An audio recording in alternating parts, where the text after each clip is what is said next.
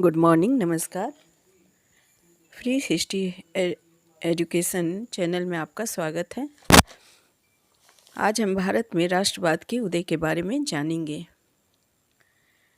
British शासन के आने के पूर्व भारत छोटे छोटे राज्यों में बटे हुए थे जो आपस में लड़ते रहते थे। इनमें एकता का अभाव था और राष्ट्रीयता की भावना की कमी थी। इसी को हथियार बनाकर अंग्रेजों ने भारत में अपना शासन को स्थापित किया। ब्रिटिश भारत को अपने अत्याचार शोषण द्वारा पूरी तरह से अधिकार में ले लिया एवं अपना सत्ता स्थापित किया।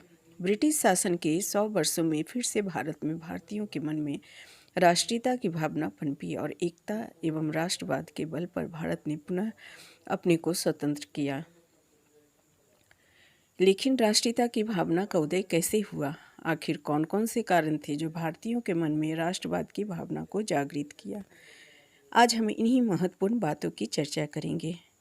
तो चलिए आगे बढ़ते हैं। प्लीज़ हमारे चैनल को सब्सक्राइब कर लीजिए और वीडियो देख के पसंद आए तो ज़रूर लाइक कीजिए। राष्ट्रवाद के उदय के अनेक कारण हैं। उस समय ब्रिटिश सरकार की नीति, उनके सामाजिक, आर्थिक, धार्मिक दृष्टिकोण भारतीयों के राष्ट्रवाद विचार को प्रेरित किया। उनके द्वारा किया हुआ व्यवहार भी इसके कारण है। अब हम एक एक पहलू पर नज़र डालते हैं। 1857 की क्रांति से राष्ट्रवाद की नींव पड़ी। भले ही इस क्रांति को दबा दिया गया, लेकिन भारतीयों के मन में राष्ट्रवाद की नींव पड़ गई। इस राष्ट्रवाद की भावना को संगठित करने की ज़रूरत थी। 1857 के बाद सभी वर्ग, जाति, समाज और धर्म के लोग आपस में मिले और भारत को अपना राष्ट्र के रूप में देखने लगे। इस भावना ने राष्ट्रवाद को जागृत किया। ब्रिटिश सरकार भारत के सामाजिक, आर्थिक, धार्मिक व्यवस्था को नष्ट कर रहे थे। अपने आर्थिक राजनीतिक हितों के लिए ब्रिटिश ने भारत पर शासन किया। अपनी आर्थिक, राजनीतिक, व्यापारिक इच्छा की पूर्ति के लिए ब्रिटिश भारतीयों का दोहन, शोषण, अत्याचार करते थे। इसे भारतीयों के मन में ब्रिटिश के प्रति आक्रोश, घृणा उत्पन्न हुआ और भारतीयों के मन में राष्ट्रीयता की भावना जागृत हुई। भारतीय एकजुट हुए और ब्रिटिश के खिलाफ संगठित हुए। इस प्रकार ब्रिटिश का दोहन, शोषण, अत्याचार ने राष्ट्रीयता की भावना का विकास किया। चलिए आगे बढ़ते हैं। ब्रिटिश भारत को एक सूत्र के रूप में स्थापित किया। एक समान कानून बनाया, एक प्रशासनिक व्यवस्था पूरे भारत में बनाया। कानून की नज़र में सब एक समान है। इससे लोगों में समानता, एकता की भावना उत्पन्न हुई और राष्ट्रवाद का उदय हुआ। ब्रिटिश द्वारा भारत का आर्थिक दोहन किया गया। देश का एक भाग दूसरे भाग पर निर्भर हो गया। रेल का निर्माण किया गया, ग्रेन ट्रंक रोड का निर्माण हुआ, उद्योगों की स्थापना हुई। लोग उद्योगों में इकट्ठे हो काम करते थे। इससे उनमें भाईचारा की भावना उत्पन्न हुई। भारत के कुटीर और लघु उद्योगों को नष्ट कर दिया गया। उद्योगों के कारण लोग शहरों में बसने लगे और राजनीति में रुचि लेने लगे। इस समय एक नए वर्ग, पूंजीपति, और एक नया वर्ग, मजदूर वर्ग का उदय हुआ।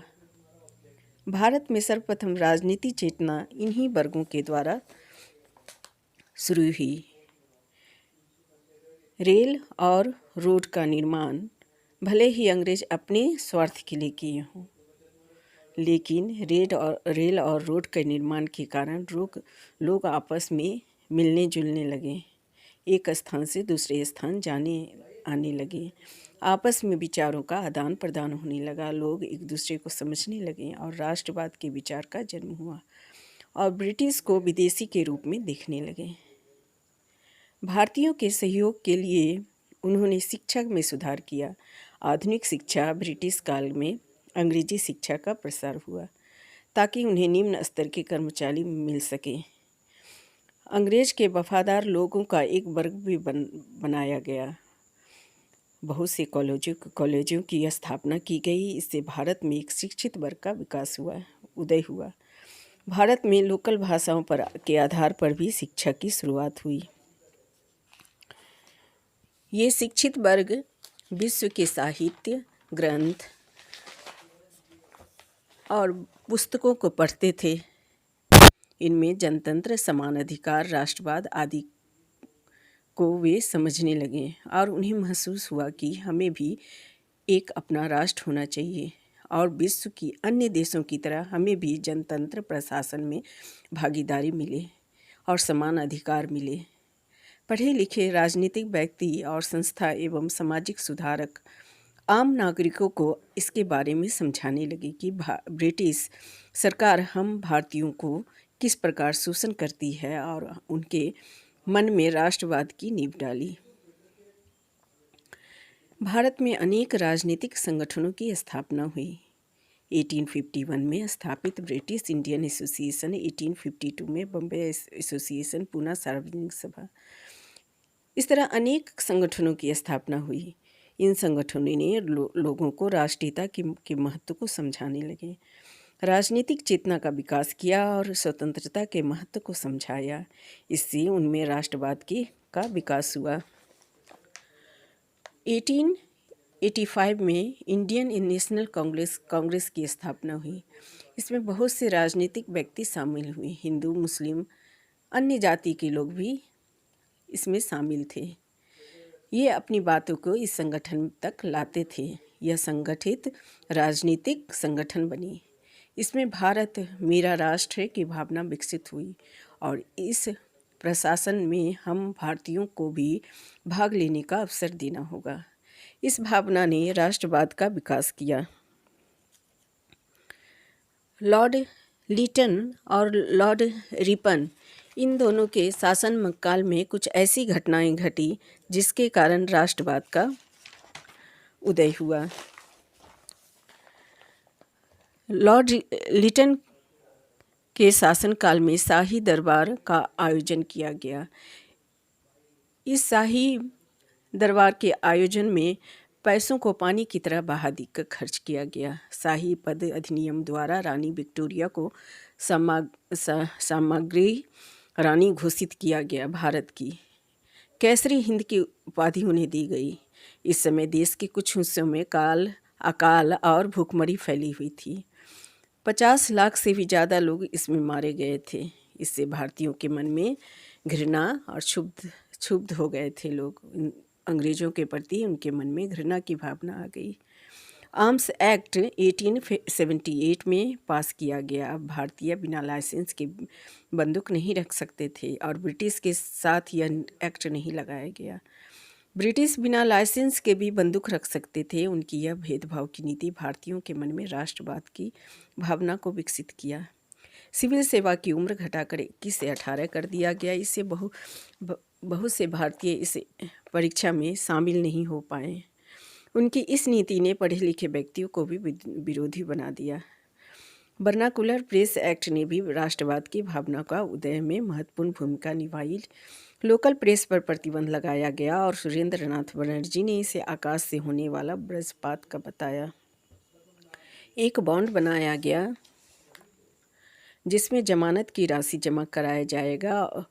इसकी अवधारणा निश्चित हुआ और यह कहा गया कि ब्रिटिश सरकार के विरोध में ये कुछ नहीं छापेंगे। रातों रात अमृत बाजार पत्रिका को अंग्रेजी भाषा में प्रकाशित किया जाने लगा। लॉर्ड रिपन के शासनकाल में इलवर्ट बिल विवाद हुआ। ICS के वरिष्ठ सदस्य बिहारी लाल गुप्ता एवं बंगाल के लेफ्टिनेंट गवर्नर ने सुझाव दिया।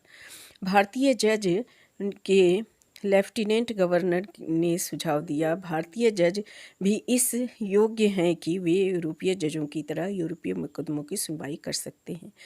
CP एल्बर्ट बिल लाया गया। इसे यूरोपीय नागरिकों